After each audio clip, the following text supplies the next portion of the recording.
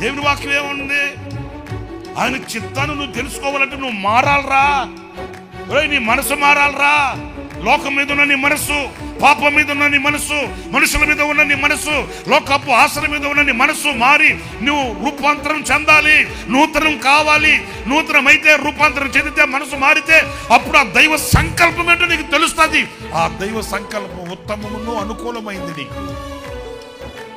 అందులో నువ్వు వేసే ప్రతి అడుగు ఆనందంగా ఉంటుంది. అందులో నువ్వు నిలిచిన ప్రతి స్థలం ఫలభరితంగా ఉంటుంది. అక్కడ నువ్వు వేసే ప్రతి అడుగు నేతిలో పడుతుంది, కానీ గోతులో పడదు.